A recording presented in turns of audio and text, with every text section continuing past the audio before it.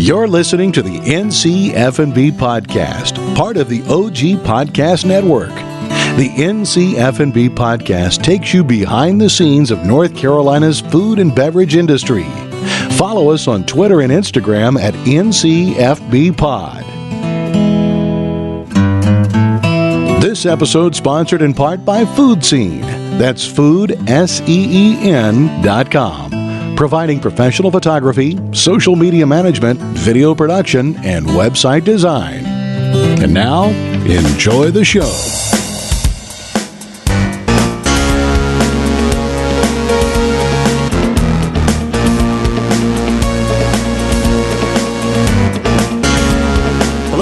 Thank you for listening to the NCF&B podcast. I am your co-host, Max Trujillo. And I am your co-host, Matthew Weiss. And we venture back to the loading dock district tonight. Once again, not in actual physicality. We are actually in the comforts of our studio. But joining us are the gentlemen from Pinetop Distillery, Mr. John Keener and Mr. Grady Knight. Welcome, gentlemen. Thanks. Really appreciate you having us. Thanks, guys. Thanks for coming in. Now, you guys are officially the People's Choice winner of our Instagram poll that we ran last year when we asked the community, whom should we have on the show? And all 7 people, our huge audience, said... No, I'm kidding. But we had a pretty good outpour of people. Now, I granted they're probably your wives and friends. We didn't pay any of those people. Exactly. Way to go, Max, just to cut them down just as we get started. Because now, also, I can't make my joke how they were also the Voters' Choice Awards for WRAL's Best Raleigh Distillery. Well, they were. Yeah, but what other distillery is in Raleigh? There's a number of them now. No, there's a couple of distilleries, but you were the first inside the Beltline. Is that correct? Yes, we were. Oh. So, but being that you're the winners and everybody has you on the show, or everybody that listens to our show said, get Pinetop in there, get Pinetop in there. It is Matt true. and I decided to not be prepared with any questions, and we just want you guys to wow us and just tell us a good story. So, go. Wow us and tell us a good story. No pressure, Grady. No, you're up, man. We got it. I'm just kidding. We'll walk you through some of this. But your group, it consists essentially of 4 people, right? Mm-hmm. Some good buddies, some neighbors, all from not the typical walks of life of becoming distillers. Not so much. Not so much at all. So, John, what do you do for your day job typically? My typical day, I'm a real estate developer by day, distiller by night. Sometimes you squeeze fatherhood in there in the middle. I think a lot of us are in that boat. Our other partner, Gabe Gilroy, he's same business, different real estate development. So we're going in different directions all the time, but we certainly have the distillery pull us together. Nice. Yeah. And Grady, what are you doing? I actually work in pharmaceuticals. So I run product transfer for our site. So we'll bring in drugs from the parent company and then bring them into our facility. So 3 for 3, right? Yeah. Of distillers that have been sitting in our chair that have some pharmaceutical connection. Gentry Lassiter worked in pharmaceutical sales, and Lee over it. Lee makes crystal meth in his basement.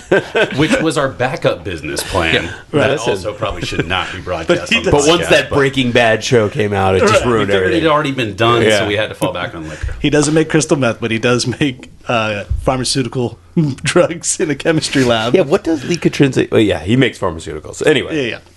there's a definite link there. Yeah, I think you guys like drugs a lot, and you're like, oh, let's make liquor drugs. How about that? Legal drugs. Liquid drugs, yeah. Yeah.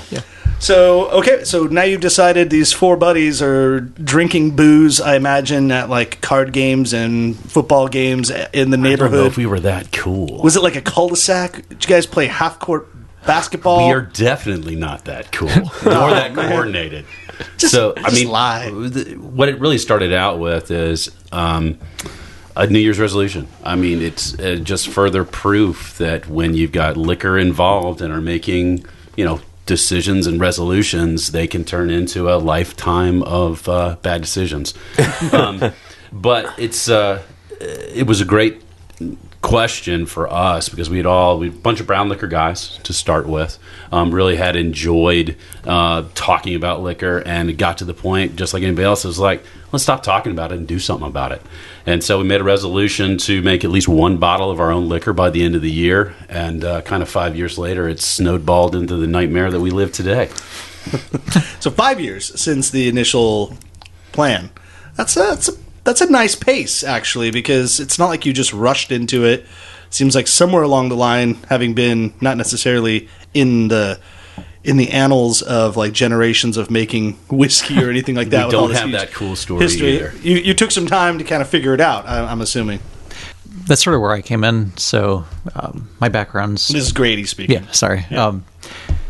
So I'm undergrad in biochem and chemical engineering, and then I dropped out of a PhD in synthetic organic chemistry. So I sort of have... What a loser. Yeah. God, slackers. College dropout, right? So it was really on me to design a process that we could take it from the grains out to distilling and then turn it over to John to do the flavor for it. So a lot of it just came from literature research. So rather than going and talking to people who had done this before, we started with a carte blanche and spent just a tremendous amount of time either in books or in literature. So I pulled some of my old distilling textbooks to see how commercial stills were set up. And I read through... Why did you have distilling textbooks at that point? Is that because... Yeah, that was the chemi. Yeah. So that's one of the unit ops that because make at you one study. time in this country, of course, whiskey was a prescribed medication, of course. Hey, that's how gin started back in the dark Right. ages. So, I mean, I think we come by that honestly. Yeah, fair enough. I think Chris Rock has a whole bit about chloroseptic, like put some Tussin on. Tussin. That one. So we really did it carte blanche, and rather than starting with, if I bought a pot still from Germany or I sourced it from China, how would I run it? Mm-hmm. So we went through and we looked at how you make ethanol on an industrial level, and then what we could do on a very small scale.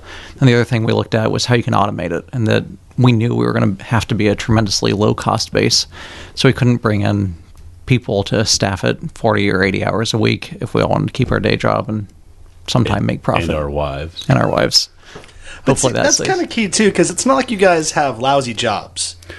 So, I mean, just outward speaking, right? It's not like you're like subbing for I'm not going to make an example of a shitty job because somebody's going to be like, I do that Let's job. not do that. Let's just say you have careers. And so to just walk away from a career to just start selling some fortified liquid is not necessarily the smartest thing to do straight out. We'll say skilled white-collar labor.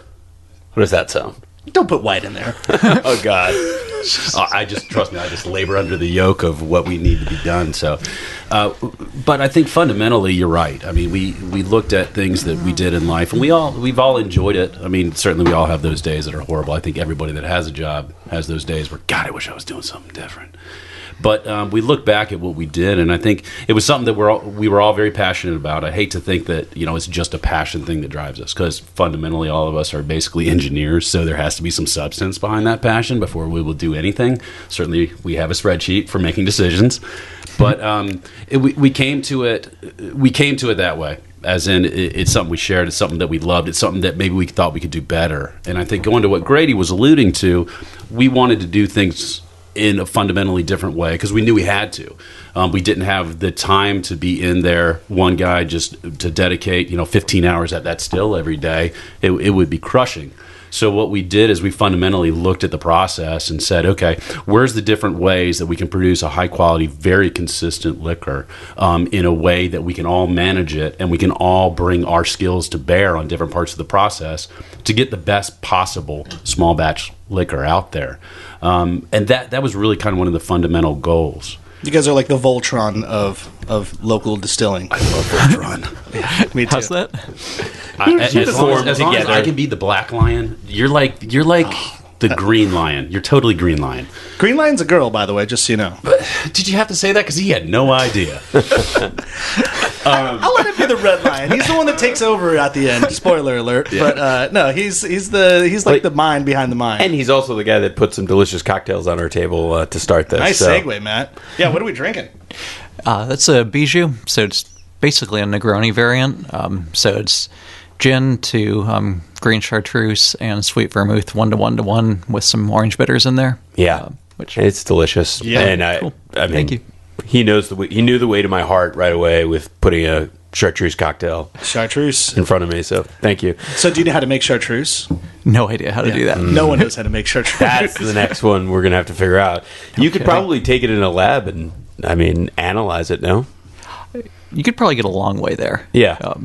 All right. Don't get him started. What do you say, talk about Grady? that Let's the go. rest of Yeah, the that time seems we're like there. a great idea. No, I see that, and it's interesting when you were talking about, it can't just be a passion. I see that there's like the wheels turning that got you guys. Well, how do we figure this out, like logistically, and put the puzzle pieces together to do this and actually make it a viable business? And so, what are the steps though you do for 4 different people to go? Do you assign different things? Like, okay, you write the chemical process, you write the business and logistics process, you write the schedule. I mean, how does that go? I think the first portion of what we really did was making sure that even though we all came from different backgrounds, that we had a fundamental understanding of what we're doing, which means, for us, everybody got in there, got their hands dirty on the very base process. I mean, we sat and we went through grinding the grain, mashing on hand, straining it through this horrible manual Jesus. strainer. I mean, we did everything start to finish the old school way, and that's how we started understanding the process. And once everyone had a fundamental understanding of what the process actually had to be in the basis sense, you can start bringing in, okay, here's a better way to do this portion of the process. Okay, hey, we can animate or automate this so that we don't have to be here the 8 hours it takes to grind and prep the water and set the corn and the whole bit. Yeah, And so you don't need to hand make the mash, right? Well, for a while we did. For a while. Well, it's funny. There was once you get it right, once you really figure out the core of what has to happen in order to get a great end product, then you can start bringing the tech in to do the things that you have to do. That's a scary moment, though, going from the handheld, I'm doing like mama's home cooking, to just letting a microwave warm up your dinner. You're like, whoa, like it's got to be dialed in. Well, we sort of split the difference there, in that we just recently bought a big mash tun. So we bought the used mash tun from Bond Brothers. But as we scaled up, so when we started, we were literally hand agitating in 5-gallon buckets to try and figure out the grain build and what we want to do. And we got gradually larger and larger. So there was a point where we had a power drill. You're shaking your head we're going to talk about it anyways. So we literally had a big power I think drill. I saw this on social. You guys hooked paddles up to power drills. Yep, and that's how we mashed. So we did that for a number of months, and we were doing 30 and then 50-gallon barrels. And then we'd literally hand strain it. So there's a big fabric mesh that we'd push the grains through and get the liquid out. I never saw Tito's doing that. Yeah. Nothing wrong with Tito's. Come on, it's still handmade. This is handmade. I hand pushed that button to turn it Yeah, on. seriously. Yeah. But so sort of the splitting the difference was when we went to a big enough tank that we couldn't be doing 50-gallon barrels, we bought a motor. We sourced a motor locally, and then we wrote the automation for it. So we had a little Linux computer that would energize the motor, so that we could still control all the parameters for the mash and do it the way we wanted to. But we didn't have to make that step where you're buying a PLC from a big company in Germany. So we still control it, and literally every step of the process, we wrote the automation so we know what it's doing. We partnered up with Triangle Wine Company because these guys are awesome. They offer weekly wine tasting events, a wide range of wine and beers from around the world, and an easy online store to find the wines that you'd like. They also offer pickup, local delivery, and shipping. We even set up a promo code NCFB so you can receive 10% off all future purchases. Go to trianglewineco.com or one of their 3 locations, and for $99, pick up the NCFNB 6-pack, which includes 3 white wines, 3 red wines, and we threw an official NCFNB hat in the bag. So once again, buy your wine online or in-store at the Triangle Wine Company and use our promo code NCFB during checkout to receive 10% off your future wine and beer purchases. Go to trianglewineco.com or click the top of our website at ncfbpodcast.com. And we'll be at Triangle Wine Company in Cary, Saturday, March 3rd, to hack your cocktail party. Let us show you some of our tricks of pairing food and wine and make your own cocktails in 3 easy steps. Check our website, ncfbpodcast.com, for details. Don't miss it. I like that you brought up so you didn't have to buy from a company in Germany, because one thing that we didn't touch on is that really everything is local, and another differentiating factor is you're using local organic grains. The corn that you're using for your moonshine is coming from Wilson. Yeah. Maybe there's suffice to say that even the still you're using was essentially built in Raleigh. Yeah, we went through 2 iterations. Or you want to jump in there for that? Pinetop. Going back to just our name, Pinetop. It's an old slang term for moonshine, most probably Appalachian moonshine. The name harkens back to before Prohibition, a little bit during Prohibition, about a classic North Carolina brew. The way it was made, back then was North Carolina had the same liquor tradition as Tennessee or Kentucky. It was all distilled and fermented on grain. And so when Prohibition rolled around and suddenly the Appalachian Mountains had to start making all the liquor for the Eastern Seaboard, they had to start shortcutting the process, because mashing on natural grains and pulling the natural sugars out of the grain to generate the flavor and the alcohol, it's a brain damage project. It's time consuming, as Grady just explained. And when you have to create that kind of volume like they did during Prohibition, they had to start shortcutting the process. The way they did that was using industrial produced sugar.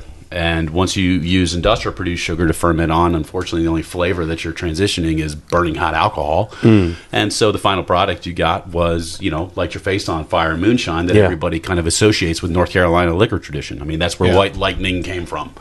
So what we're trying to do with our product is go back to using all those natural grains, pulling those natural smooth sugars out of it to kind of fundamentally change people's perception of what North Carolina liquor can be. I want to ask the obvious question, though. So why moonshine? I mean, I read in your bios and all that you guys are a bunch of bourbonophiles, right? And why didn't you just make straight up whiskey like everybody else does? Well, I think that goes back to the business plan having to actually be sustainable, and the first step of being sustainable is being economically sustainable. Right. So obviously we couldn't take 3 years worth of aging time to create a product. So what our goal was up front was, okay, we're going to take a bourbon grain bill and we're going to create a liquor that we can sell immediately. That's ubiquitous. It plays really nicely in all kinds of mixers. It's super smooth because it's distilled the right way, and it's distilled with the right base grains to add the flavor to it, so that even unaged on its own, it can stand up really nicely. But that created kind of our mother liquor. And what we've got with the grain bill that we have is you get a nice depth of flavor in your bourbon. So most appropriately right now, it's almost an all-grain vodka, like some of the nice ones, the all-wheat fermentations like a Belvedere or a Grey Goose. It plays really nicely in a vodka cocktail. Plays really nicely with cranberry or citrus, makes an incredible vodka cranberry, makes an awesome Bloody Mary for my wife on Sunday mornings, so that keeps me safe. So you have kids on Sunday mornings? Huh? I have kids on Sunday morning because I was probably in the distillery most of Saturday night. Right. But it plays really nicely there. But because it's got those natural bourbon grains, it still has all the characteristics of a whiskey without the caramel notes of being aged, and certainly without the color. But you get a depth of flavor in there. And I assume that you have some whiskey that's sitting, being aged for release in the future. Maybe in this tiny little barrel we have sitting in between us. I hope this is another good segue. No, that's literally all of it. Not all. We're got to get a picture. we're to paint the picture. We're looking at a miniature. It's like a 3-liter barrel. It's That's a mini not even 5 liters, is it? It's 1 liter. Yeah, it's a 1 liter barrel. It's adorable. It's it's something that I give my little daughter. It's like kitsch. It's kitsch, yeah. No, but of course, this is a microcosm of essentially what you can do. Right? You're going to age your moonshine effectively at some point. Yeah, and it lets us age a lot quicker, and then you get much better surface area volume, and it lets us play with char levels. So, and these are effectively our test kits. We also sell them as a package with the moonshine, where you can buy a barrel and do it at home. So you can make your own bourbon at home, and that our moonshine is an unaged bourbon. Nice. So it's sort of dual purposes for us. Yeah. What Tom you- would be super proud of Grady's marketing pitch right there. That was good, Grady. I never do marketing. Well, Sorry. well, let's. Apparently I do. What would you pay for that? You would buy this at the distillery, Yeah. and what would you pay for that? It's packaged with the shines. I think it's $79.95 plus tax. Yeah. And with, this is with white the bottle. With And the bottle. What would you pay for a bottle of your moonshine at the local ABC stores? It's $29.95 and plus tax. Okay, right there. That's very fair. And are you being sold outside of North Carolina right now? We've sold in Virginia. Okay. But really, we're concentrating really hard on North Carolina right now. Yeah, sure. And expanding. I mean, as you know, the ABC laws being what they are, Yep. we have to try to market to every county or individual ABC board, 168 of them. And Says John with no angst at all. no angst whatsoever. Actually, they've been great to us. I mean, I think there's a lot of challenges being in a liquor control state. But certainly there's some benefits too. I think the biggest one is, unlike beer, North Carolina is our distributor. That's it's hugely helpful to us. I mean, we're very luckily based here in Raleigh, so we just have to drive down the street to deliver to the warehouse, and they ship it all over the state. And that's huge for us. I don't think we could compete if we had to have a fleet of trucks take it around.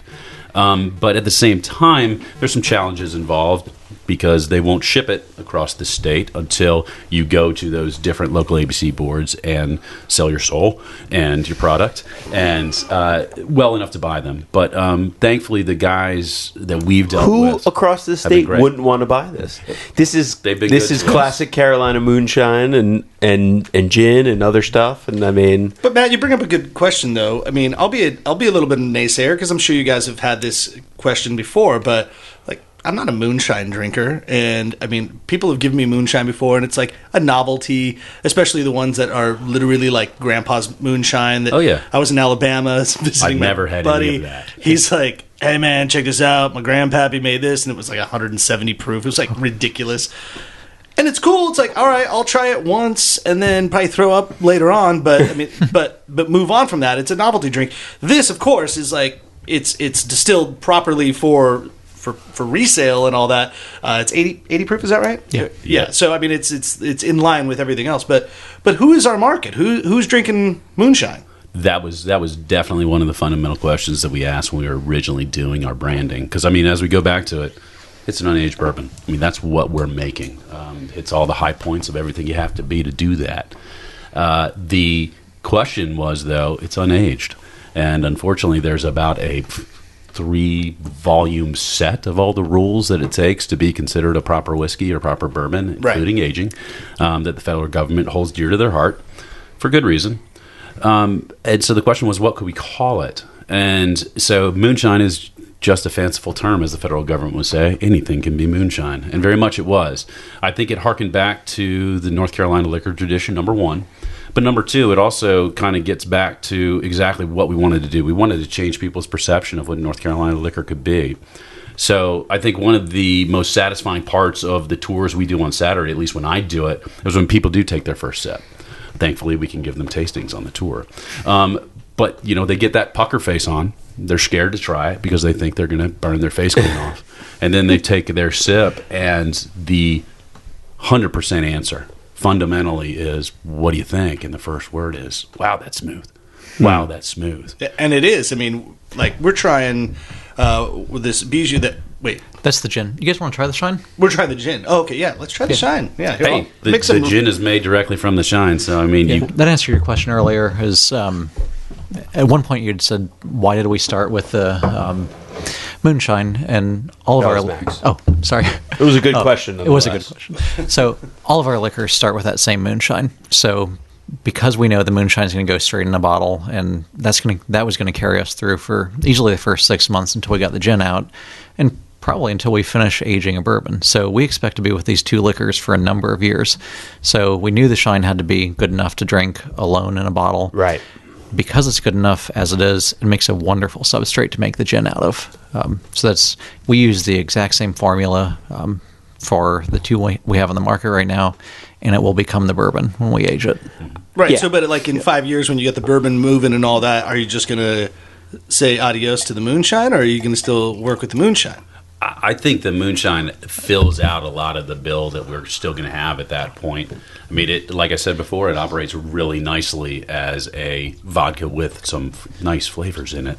Yeah. It still plays really well in all those cocktails. And is it because it's corn-based that it's not in the vodka family? Or no, you can make vodka You can make out of vodka corn. out of Siberian wheatgrass if you want to. Yeah. It's just really all the liquors. I mean, when we try to sum it up in a simple way, I think all the liquors are defined by either what they're fermented from, how they're distilled, or if they're aged. I mean, really, you can kind of start breaking things down from that afterwards. And if we, ran the shine through the still 6 or 7 more times, got it tasting like water, it would be a vodka. vodka. Yeah. I just want to speak from personal experience for a second. I used to represent, back in my days when I worked for Wilson Daniels, what they called a white whiskey. Mm-hmm. It was Copperseed Distillery out of the Hudson Valley in New York State, and they made an excellent white whiskey. Same kind of story as you, but it really does bring out the nuances of whiskey in those people that are true whiskey lovers, that really love, or more bourbon lovers, because it's really that corn flavor, and you guys, you're using barley and wheat and rye, but it's the essence of those grains that you're really tasting in a well-made spirit, that you're tasting completely unaged and unedited, for lack of a better word, and it can be quite interesting and definitely a great mixer. So those are the benefits for making moonshine. I'm bottling up that description for our tours. Yeah, That's it costs you. We'll figure out a price. There's a copyright on Yeah. This is delicious. I'm trying it right now. This is something. So I put a cube in just because I like to put a cube in all my liquor. And there's absolutely nothing wrong with that. You make it sound like there's something wrong with that. Well, a lot of people probably have the connotation like, oh, well, you need to be drinking whiskey neat. No. And it's not true. Most of us have been taught that a couple dabs of water or a cube kind of activates it, opens the botanicals, opens up everything, and just kind of makes it nice. I just personally like it because I like a little chill to it as well. This is really good, and you could just drink this. I mean, this isn't good just for sampling purposes, because I wouldn't preface this. I wouldn't just drink vodka on the rocks. That's not my drink. Mm-hmm. I would drink rum or tequila, or, let's be honest, I drink pretty much everything, except for vodka on the rocks. There's no judgment here. Yeah, but typically, if I'm going to drink any straight liquor, it's going to be whiskey, and I could get down with this, where you're just sitting there, especially like hot days, summer days, like you just want something. I have one thing to say. Wow, that's smooth. Gold star. I'm telling you, you can do my tours. I don't need to talk. Do you work for the company now? There could be royalty checks. It was a deal we worked out previously, but no. But I mean, just to echo what you're saying, yeah, it really is. I mean, there's none of that, ethanol flavors that you don't want, or that bitey stuff that kind of puts hair in your chest, that they say. But at the end of the day, something should be enjoyable to drink. Right. So let's get into the applicability of this stuff, because I've noticed that you guys have popped up at some of my favorite places to drink, and I think that's a great nod. I mean, not that it's like, oh, hey, they're hanging out with the cool kids, or it's in the hip spots. Well, I know the people that buy. They are. Right, but I know the people that buy for those places personally, and some of them have been on the show. I've seen your stuff at a lot of places that the buyer has a very discerning palate, and they're like, I'm only going to bring in the right stuff, and especially if it's North Carolina, because, let's be honest, there's a stigma. Well, it's good for Carolina, but is it good for our customers, like just straight out? Mm-hmm. So I just like the aforementioned Durham Distillery, they're in a bunch of cool places, like super awesome bars. It's because the buyers have tried this stuff and said, yeah, man, I can work with this. I can make something with it. This is super versatile. You could do a lot with it, but then also you can let this be the star. A little bit of citrus squeeze in there, maybe an Amaro in there, just light, and it really could pop and be its own cocktail in itself. So kudos. Well done.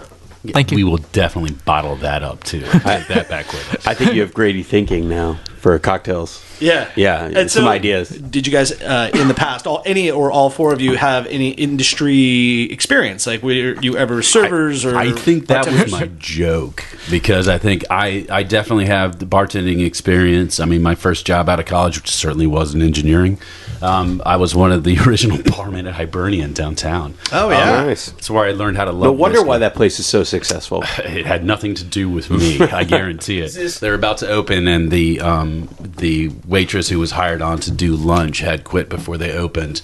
When I walked in and said, "Hey, you need some help? I have no idea what I'm doing, but I've got an engineering degree. Will that be useful?" They said, "Our lunch girl just quit. Are you available?" "Yes." "When?" "Now." "You're hired." And that was the story of my life. I learned a boatload there, and a fundamental understanding of what people like, why people are there, was something that you can't learn anywhere else. Now Hanley taught me an awful lot. But the other thing that taught me a lot was spending a lot of time with whiskey, with liquor, and seeing that when times are bad, people try to drink some of the sorrows away. When times are great, people love to celebrate with liquor. So that to me is a great foundation for a good business plan. You have something that no matter the ups or downs of the rest of the world, it keeps kind of going up. But we love that, and certainly I'm not the only one with experience. Gabe also has experience behind the bar. The rest of us has also spent plenty of time in front of a bar, which I think is an education as well, right? Yeah. And then we have Grady, who sometimes comes out of his hole. No, I definitely didn't work behind the bar because, for obvious reasons. But no, I lived in a lab. I had no experience behind a bar. When we started this, I barely drank. I could have a beer, maybe 2 a week. Do they let you do the tours, Grady? Yeah. Grady does a great tour. I think he appeals to, and that's a great thing. People want the experience now. Sure. And I think that's why the tours are popular. I think that's why a lot of the local movement for breweries, distilleries, the makers movement, I think people want that authenticity. Right. They want to touch and feel it. They want to see where the product is made. And that's the guy. And they want to talk to the people. I mean, we all are in there, and I think that's one of the great reasons why we all did the process from the start to understand it, is because we can all put our twist on what fundamentally is the same process, and people respond to all of us in different ways on the tours, but we're all there, we're all doing something, we all understand it, and I think that's the strength of our partnership. Hi, this is Mike Coscarelli from Anxiety Now. And Andrea Allen from the Hot Mess Comedy Hour. We just launched the brand new OG Podcast Network and wanted to let you know that you can hear ours and other great shows by going to ogpodcastnetwork.com. Also, be sure to follow the network on social media to keep up to date with new shows, videos, and live events. That's at OG Podcasts on Instagram, Twitter, and Facebook. Or you can subscribe to your favorite OG podcast wherever you get your podcasts. So I do want to understand, because from a technical part and getting into your spiel, Grady, what is the factor that makes it so smooth, basically? And I guess it's a two-part question again. What were some of your marks? Like, what whiskeys were you looking at and say, like, yes, I want to be like that? Whiskey Muse. I know that you have the double distillation, obviously the organic grains. What else do you do that really presents this product? Sort of. It probably makes more sense just to walk through the process. Sure. And we'll tell you how it's different than everybody else. So we obviously have the grain to glass idea. Yeah. The mashing is a fiasco. It's a lot of work. Just stop right there for a second. Grain of glass, that means, like, so you guys shook your head for a minute before when I said grain of glass, because you're getting the corn from Wilson. Maybe that's changed now or something like that. No, that's not. That's it. That's it. It's more that it's not organic. The corn isn't organic. That's the only thing. Everything else is local except for the rye. Okay. But the grain to glass thing, kind of in a nutshell, means we control the whole process. We grind, we select the grain, we grind the grain. You're talking with the farmers. You're out there, and we got everything coming through locally. But the grain to glass thing really is we're actually producing the base mash. We're doing our own fermentations, all the way leading up to creating the base alcohol before we even distill. Other ways to do it, you can purchase corn ethanol and redistill it. But we feel like a fundamental part of what we do differently is we have selected that grain. We create our unique flavor profile, and by being grain to glass, it allows us to control it. And he will explain why it allows us to do that. Mm-hmm. Yep. So we run through the mash, and we grind, we mash in house. Where we really get interesting is the next two stills. So pretty much every distillery, the first distillation is really a volume reduction. So you're not making any cuts there. You're just trying to get whatever 5 or 8% beer you've made back down to a workable volume. So we chose not to go with a pot still. We did what's called a continuous steam generating still, but it has the advantage that it runs 24/7 even when we're not there, and we physically control it. So it's basically... When you say get to 5 to 8%, you're talking about converting that to alcohol, right? To 5 to 8% alcohol. Yeah, so after you ferment, you've got about a 5% corn beer in our case. Like wort, is that? Wort. Wort would be the technical. Yeah, or the because way you don't want to call it beer. It tastes horrible. Yeah. Yeah, it is unbelievably bad. So we want to get that. When we run it through our first still, we get to about 20-ish%, but we're not taking any cuts. So we're not taking the heads or tails out at that point. All it's doing is condensing all the flavors we've made in that beer and getting rid of a lot of the water. So we're getting rid of 2/3 of the water there, which allows us to put it in our second stills. And the second stills is really where we get that the flavor you guys are tasting there. We run a forced reflux fractional still, which... forced reflux. God, if I had a nickel every time my daughter said Is that like the flux capacitor? Yeah. I'll go into the details if you guys want it. Sure, let's get geeky. Get into it. But like dumb it down for us. Layman's terms. So if you run a pot still and you start with about 20% alcohol, your vapor phase is going to be maybe 50 or 60% alcohol. So if you pull it off the still there, that's one equivalent theoretical plate. If you let the vapors go up, in our still, it hits a cooling loop and it drops back down the still. So now I've got the 50% liquid that's condensed at the top of the still falling back down the column. It hits the 50% vapor and it'll redistill within the column. So when you redistill the 50% liquid, it goes to about 85% in the vapor phase. And as long as I keep it trapped in the system, it keeps doing that, and it's called a reflux. So you build a gradient. Isn't that just a simple term for what they call plates? As they're plates, they're redistilling up. So even though it's a 2-time distillation, it's actually much more than that. Yeah, we're getting much more. Okay. So if you had a column still with plates, every plate is one equivalent theoretical plate minus some efficiency. We're effectively having a multi-plate still, but rather than having to do additional plates, I control it by the reflux ratio. You don't see commercial distillers doing this because it's really, really slow to run a forced reflux still. On top of that, as you pull alcohol out of the system, that gradient slows down, so you lose efficiency if you keep pulling at a constant rate. So the way we solved it was we computer controlled the rate that it pulls off the still. So it'll pull off at a certain rate at the start of the run. As we get deeper into it, it changes the rate that you're pulling alcohol out. So I maintain that efficiency there, and I get a really wonderful separation. So it has... So meaning you're manually taking it, well, not manually, but you're basically taking out the heads and tails before it even actually comes out. The heads are really the low boiling impurities. So they're the first things that are going to come off that column. All right, time out. Yep. Explain heads and tails, because that we've been using that term a lot, and I'm sure a lot of people are going, "What the hell's going on?" Yep. Heads and tails. Shit you don't want. Yeah, pretty much. So the heads are the really burning stuff. It's also where you get a little bit of methanol. But it's the low boiling impurities. They burn when you taste them. You want to get as much out, but it's also where a lot of your alcohol comes out. So there's a fine line between taking too much out and making a really smooth liquor, but then you get no yield. The tails, they have a sweet flavor, so you want to leave a little bit of them in there, but if you put too much in there, it tastes like mildew. So there's an art to getting that in there.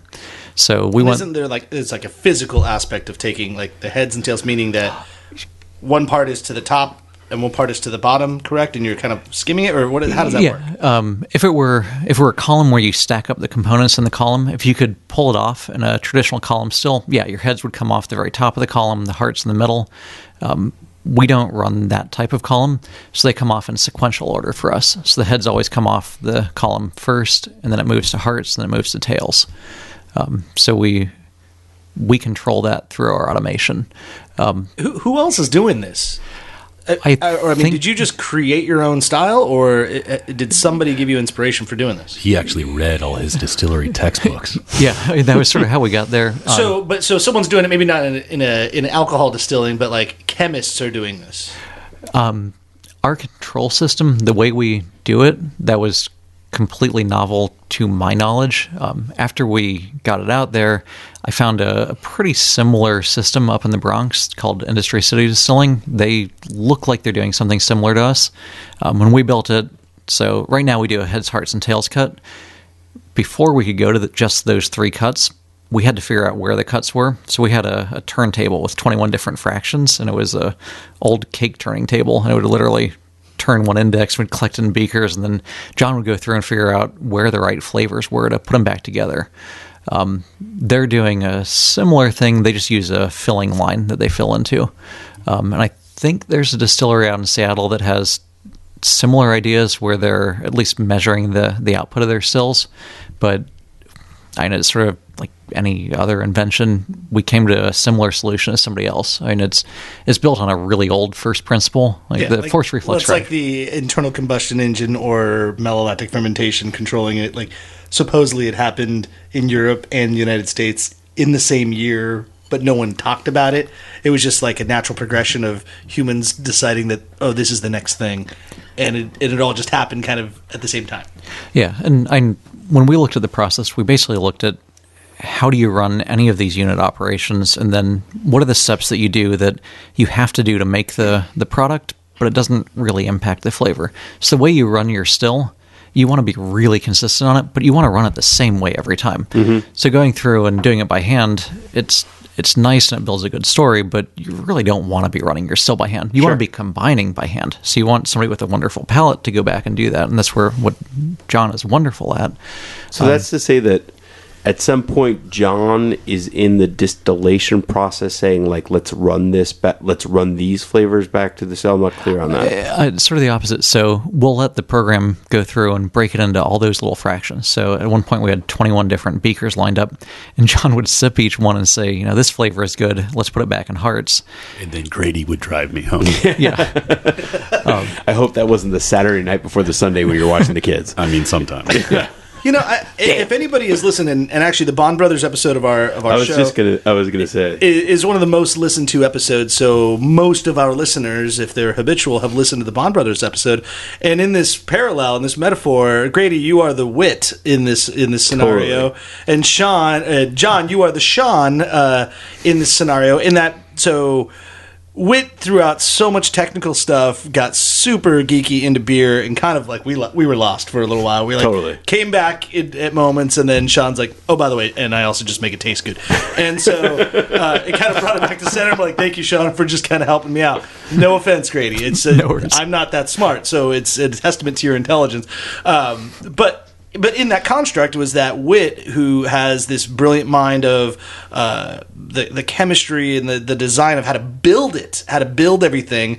He needed somebody to also have an outside perspective and say, yeah, but it has to taste delicious in the end. So let's get a palate to guide us there. And that's what Sean was doing with some of their beers, with their sours and all that sour program. So and you're nodding your head. So I think my parallel is kind of similar, right? Like John with this great bartending background, and you've tossed back a few in your day. Never. You know when it's good and you know when it's bad. So you're able to look at Grady and be like, bro, this is where we got to go.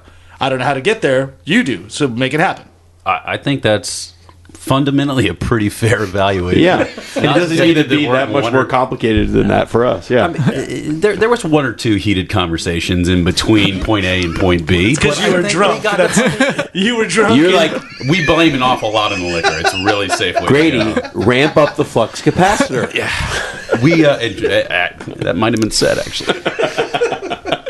No, but I mean, fundamentally, what happens as we go through these things is that, just like I said, we understand the base process and we constantly try to find a better way to do things. I think when Grady brought the technology that he did to the fore, we all could take a look at it, maybe spend a little extra time figuring it out that Grady understood fundamentally, but then realize what kind of benefit that actually provided to us. Because just like Grady's saying, somebody that's producing on a larger commercial scale is not going to take the time to do what we do. Sure. So what our competitive advantage grew into from being small was we have the ability to do things the big guys will not take the patience to do and get a great product out in the end that they can't compete with. And that's what we're really trying to go after. So let's talk about like production and size. You're a pretty small establishment. I think we alluded to it a little bit where you're at. You're in the docking area. You're at dock 1053. Doc 1053. Okay, yeah. Right Nailed next to it. Colleen Speaks and Hummingbird and the whole- Exactly. So 2 episodes ago, essentially, Colleen was just on the show, and her episode drops day after tomorrow, which for everybody else listening already happened 2 weeks ago. So in that weird timeline, I had lunch there today. So how does that fit in? You had lunch there today? Yeah. No, those calories didn't count. Right. Oh, well then, I hope you made it work. Max, I love the way you think. This Right. is- It didn't happen.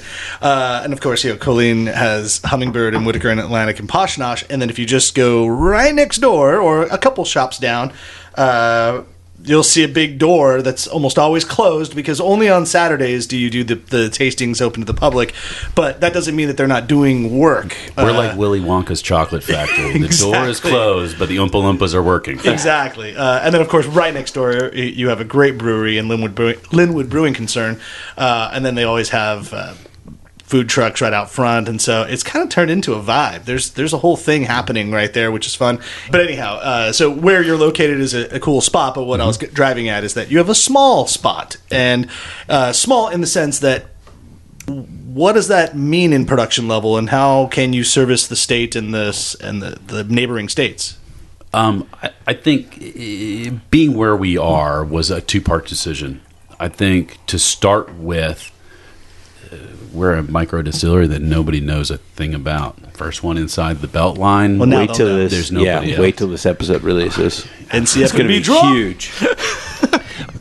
But we had to make a decision. And the first decision actually was, hey, we need an address to put on our federal license application for distilling. Yeah. Sam at Grub Ventures was brave enough to give me an address, and we rented a tiny little burnt out office in there before anyone else was there. We were first. But we put in our application there, and the neighborhood grew up around us, and we wanted to stay because quality people were coming in. Linwood Brewing Company is a great neighbor. Ted and Kat are doing a great job over there. Killing it over there. They bring a captive audience to us, so we Yeah. figured, hey, we got great beer next door. Somebody's going to want to come try a free shot of whiskey. Yeah. And so that was kind of the simplified reason why we decided to be there Makes a lot of sense. and be in that small space. And 2, we were like, we're not going to take a big risk on a big space until we can be successful. Now, Grady can talk about the kind of sizes that we'll need to scale up now that we have been successful, thanks to those people that come and have supported us the whole time. But just to put a very tangible number, I think it was originally you were able to produce 150 bottles per month, and now it's something like to 750. Is that about right? Yeah, that's all. Yeah, that's really, really close to where we are. He's almost So- upset at you for knowing that so well. Stealing his I have thunder. nothing now, but no. That's a lot of That's a lot of bottles. That's a lot of bottles for 1 month for a distillery. Yeah, it should. I mean, comparatively, it's nothing. But We're in a 1,000 square Just feet. trying to give him the little. Just to the perspective is we're in 1,000 square feet, and we're a grain to glass distillery, Right. which means we're storing our grain. We've got our mash tun, we've got our grain room, we've got our brand new auger, and all those other things taking up that space in 1,000 square feet. We're bottling in there. We're obviously distilling in there too. We're storing and we're getting it out the door in 1,000 square feet. Yeah. That's where the process engineer keeps us hyper efficient. But eventually, we're gonna run into a cap at about 1,000, 1,500 bottles a month. right, and hopefully you have that problem. But no, what I'm saying about that, and not to your detriment, is when you can buy that bottle that's made with as much care and attention and in such a small area for $29.99, that's pretty much an amazing value. Cool. He Thank you. says it much better than us, doesn't he? Yeah. I'll be quiet. He does this for a living. You know? No, I appreciate that, and that was always our intent. Was that when we pulled all the manual labor out of it, the intent was to build value into the product that you probably can't get at that price point. So, for instance, the forced reflux fractional still, we load it up with 40 liters at about 30%, and it runs for 14 hours, and you get maybe 25 bottles out of it, maybe 30. I mean, it is not fast. Yeah. But if you're paying somebody $10 an hour to sit there and man the still for 14 hours, you get $140 in labor costs to spread across 25 bottles. That becomes a very expensive bottle to do. And you got to deal with that dude Chad the whole time. Yeah, there's that too. We had to bring him up, didn't we? Yeah. But labor is obviously like that becomes another element in the whole business, and so this has become much more efficient in the sense that it's you 4 guys, and I know that wives play a big part in this too. Even coordinating like a lot of social media, a lot of marketing, all that. I believe Amanda, who is Gabe's wife, shout out to you, Amanda. She helped coordinate this. She coordinated this whole thing, which is great. And I mean, if it wasn't for our wives, I don't know what we'd be doing. That's a good point. How much are the spouses involved in the process? You have four people that are in there, so you have 4 ladies, I imagine, too, right? Well, for John and I think our wives really spend a lot of time taking care of the house, and in my wife's case, she works as well, so they let us have time to go over to the distillery. For Tom and Gabe, their spouses are there a lot. So Amanda coordinates all of the social media, and she's wonderful at it. Kate helps out Tom on a lot of the marketing, going out to the bars. So she does a huge job of coordinating events and other special planning things to us. I think both of our wives, the tolerance level is huge. My wife, I mean...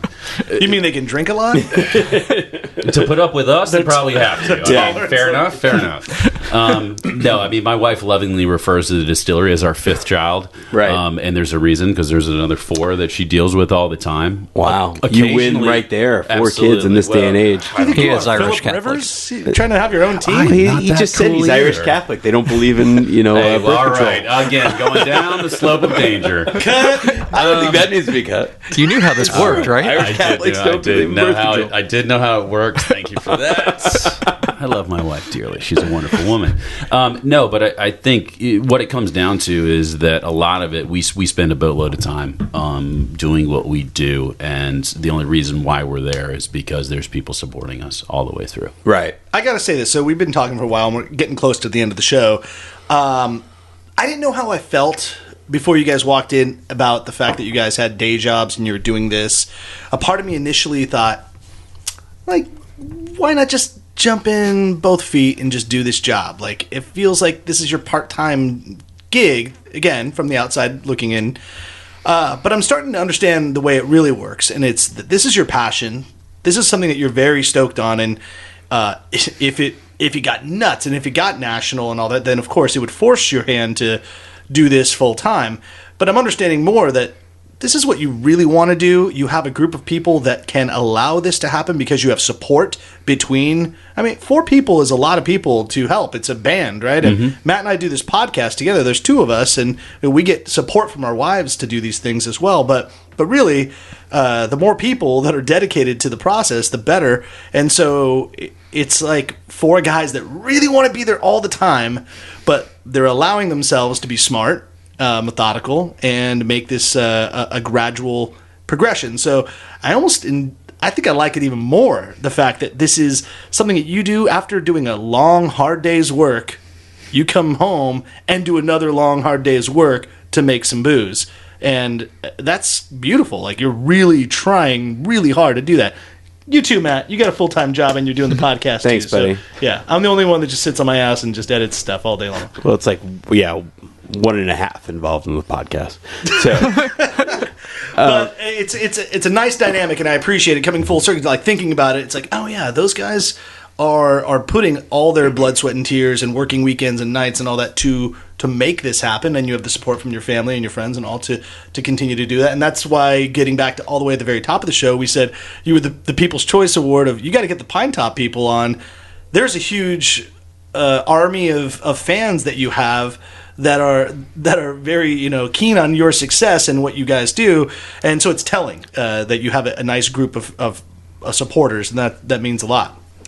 Yeah, I think that's 100% why we're successful. I mean, the people who support us and let us do what we do need to be rewarded by what we do, and I think that's why we pay so much attention to the craft. I think a lot of the technology that Grady has brought to us has said, okay, we can't be there 24 hours a day, but we can design the process, we can pay attention to the formula, we can pay attention to the final product on my end on running those stills to create a project and a product that you can't be replicated. And so we're trying to be smart about the technology, knowing we got to support ourselves and those who support us during the day with their other jobs, and come in here and provide something unique to the marketplace. And by doing it in a smart way, but also by paying attention to that craft. That's really what it boils down to. So what's next? We know about barrel aging. You got barrel aging whiskey coming? Well, next for us, we didn't taste the we didn't taste the bourbon. Oh, yeah. Okay, so- Shoot. All right, let's make some room. So that thing is probably 10 days old at this point. Well, it is if it's a new charred oak barrel, that's technically bourbon. Yeah, and it's more give than it a try. 51% corn. It's been arrested. This is your turn. But it's You only like this been one. arrested. But yeah, I mean, absolutely. I think one of the reasons why we did the home age barrels is because there's been such an outcry of, hey, we love what you've done so far. You gotta take that out. Yep. But they That's wanted right. they wanted to taste what was next, and so what we did is we found a place where we could source some handmade barrels, get the proper nice medium char on there that we wanted to start with, and get them tastefully branded with the Pinetop brand on the front, of course. And then we let people test for themselves and find that real special bit of aging that they like. With a barrel of 1 liter size, we found that after about 90 days, if you leave it out like in your garage or on your screen porch, where it can really experience all the weather changes with humidity, pressure, temperature, where it forces that liquor in and out of the wood, gets that nice filtration process going. With as many weather changes as we experience weekly in North Carolina, you get... And they've been a lot. And they've been a lot. The last couple of weeks. I mean, we've had spring, fall, and winter over the Seriously. last 3 weeks, every other day almost. But that's what drives the aging process. And so we found with these little barrels, you reach a sweet spot after about 90 days. You get kind of an equivalent drinkability of, for your bourbon. I'm not going to say it's great. Yeah. But I'm going to say that you really start to taste the flavors. You really start to taste how the grain bill is accentuated by the aging process. Yeah. So for the home hack that wants to do this stuff, they could essentially buy one of these little barrels and buy some of your moonshine, right? And just make this stuff at home. Well, you get it in a package deal. Yeah. Right. So you can just do this, and that's the way it is. That's what you were saying, but I mean... That's what we want people to do because, I mean, social media has been huge for us. I mean, for any small business growing up now, I mean, social media is the venue for getting the word out. Oh, really? And so people, we don't do any of that. You don't do any of that stuff. So me being the neophyte that I am, Insta-twit. more or less. But what we found out is people wanted that and people were craving that. But people love to share their experience with it. Sure. So what we've had is a lot of people coming back, hey, I've been aging it for 2 weeks. Here's my shot. Here's my taste. It tastes like this now. And then a week later, hey, it's fundamentally different. I taste this and this now in it. This is only 10 days in there. So it's super green. I don't have the sommelier's vocabulary to really define what you've got in there. But you're starting to accentuate flavors. When you say green, that's kind of what I'm getting, like more of a grassy tone. Yeah. I feel like the sugars kind of went away, and maybe it's in a dumb phase right now, and that's not like to make fun of it, but like sometimes you go through this moment of aging and then it comes back, but it feels like it's like at a mute phase where it kind of like softens down. Are you feeling that, Matt? I gotta say, I usually love your descriptors, and I'm getting a very much honeyed caramel, very much baking spices tones from the barrel. You're wrong. And that's the fun thing about it is everybody will taste something different, and we love it when people are sharing about it. Turns out well. Yeah. But this is a teaser It's a for cool us. thing, yeah. It's exactly like that. It's a teaser because it's a prequel to when the bourbon eventually gets released. Yeah, and that certainly was our goal from the get-go. We're going to get that bottle of brown liquor coming out soon. We've had a lot of fun with it so far, and we can order some barrels, get some nice Appalachian oak coming in, and hopefully put it together. Now, finding a cooperage where you can source it in North Carolina, that's been a little challenge. Yeah. But other than that, we don't have cooperages in North Carolina. you will have some smaller cooperages popping up in and out, but most of the demand is being sucked up by the state of bourbon and where it is at right now. Talk to Missouri. That's where some great ones are coming out of. That's the best place to go. The Ozarks, right? As we wrap up and you hear the banjo playing, Oh yeah, in the background. yeah, real nice. let's get a little nice and like as if Brian Hoyle's dulcet tones were going on. So mash bill is 70% corn, You got then the rest of the 30% is rye, barley, and wheat. Is it 15% barley, 10% wheat, and 5% rye, just to Nice, give just that for a nice little- burn in the back of your a little throat. spice? When do we expect to see the bourbon? By like 2019, 2020? The goal is 2019, dependent on some very scientific experimentation by the four of us. Hopefully, we can turn that out in 2019. That's our goal. Okay, and just back real quick, it will be aged in Appalachian wood. We're aiming for using Appalachian white oak barrels, charred to a nice medium char. We're probably going to So age. what is it in now then? No, you we're mean- going to age in 20-gallon barrels. Okay. Is what we're going to do. We've used different cubes and other things to experiment with different char levels and really what wood you want to use. French oak acts very differently in parts of a wealth of different flavors you won't get from American oak and Yep. vice versa. So we wanted to go through those experimentations as well, because as much work as we put into the initial grain bill, we want to find the wood, the proper char that's going to accentuate those flavors we like best. Yeah. So what we're working on is probably aging in a 20-gallon barrel versus the standard 53. Because again, like what Grady alluded to earlier, the smaller the barrel, essentially, the faster it's going to age, as long as it's put in the right atmospheric conditions. But you are also going to have more wood flavor imparted into your whiskey with the smaller barrel. And that's all about timing. And so that's why the wood is important. And we think the Appalachian oak charred, medium char, should end up really nice. I like that because it goes in concert with your local idea. Carolina style. Yeah. That's cool. We try to live what we speak. Right. And then we talked about it. You have 1,000 square foot facility. That's not really enough to age barrels. Nope, we're hoping to find some spots to age on the same location. If we can't, we're going to find something very similar where you can experience the atmospheric conditions. Yeah, well, we'll talk to But at the same Colleen if time, she doesn't have an but- event going on. You can just put Yeah, your just slide it in there. barrels there. I mean, we There got is some extra square footage going on in that Yeah. space that's not used yet. I mean, who Go up at knows? the ceiling. It'll be fine. yeah, we'll put it up high. No one will worry about it. Yeah, all the warehouses in in Kentucky, they're all open ended. So Yeah. And get some of those Right. barrels that Linwood Brewing Concern's not using anymore. They've got their barrel room. Hopefully, I'm nice enough to Ted. He'll let us slide a few in there to get But- started. In all seriousness, we have a really tall space, so you could the hang old these rick from- houses will be more than 6 floors. Maybe. Well, not that tall, but Yeah. I think it's we don't 30 have foot ceilings. earthquakes out here, so I guess that's an okay thing. Yeah. Yeah, I mean, there's definitely some space to take advantage of, and the idea is to find the best space where the liquor can experience the prime atmospheric conditions to drive the flavors that we want. So, hopefully, we can do that on site because we love being as local as we possibly can be.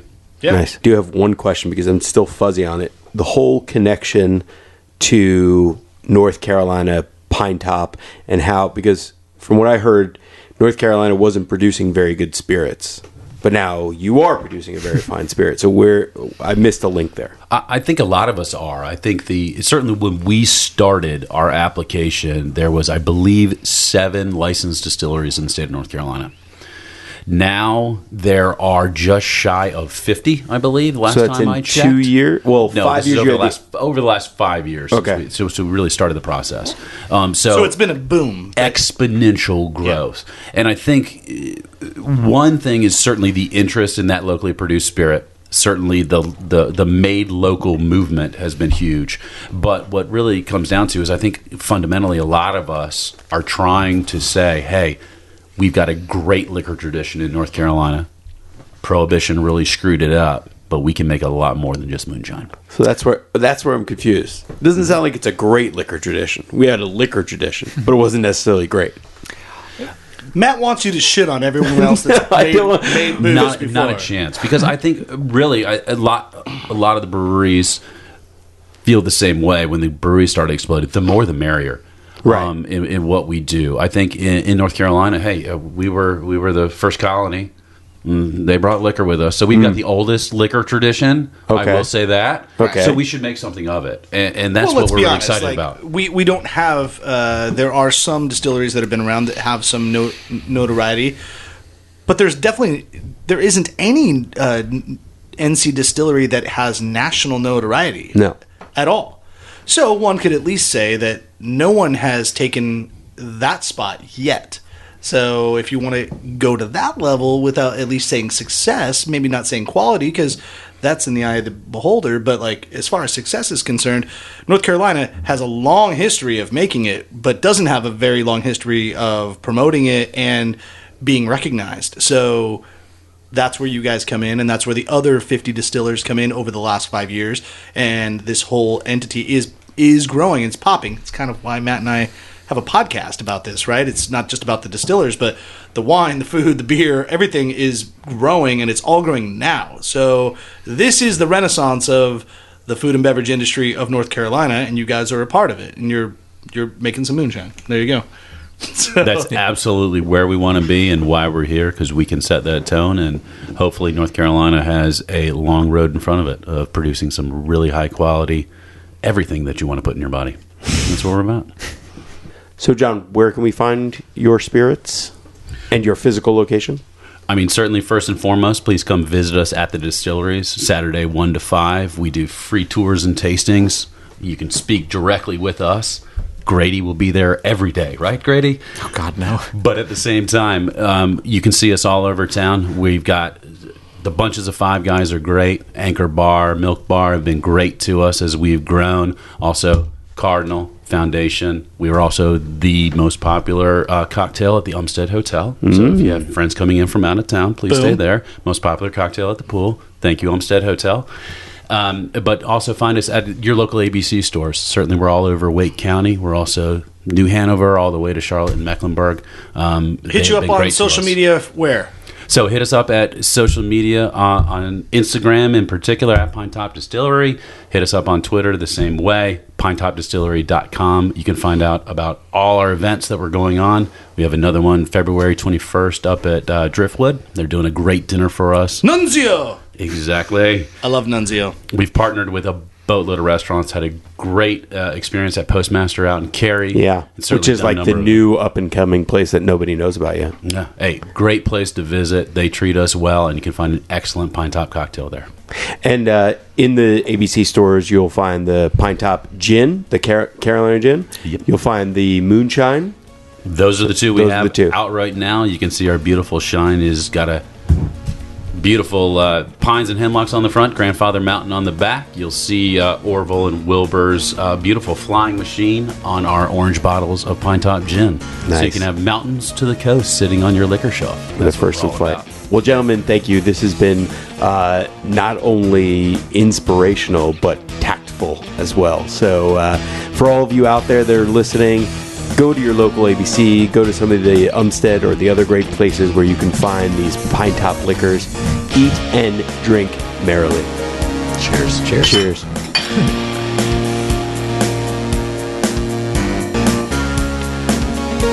Guests of the NCF&B podcast receive a swag bag including gifts from these rockstar North Carolina producers: Larry's Beans and 42 and Lawrence, Social House Vodka, and Michael's English Muffins. And join us next week when we chat with Aubrey and Scott Howell of Nana's in Durham. That's next time here on the NCF&B podcast.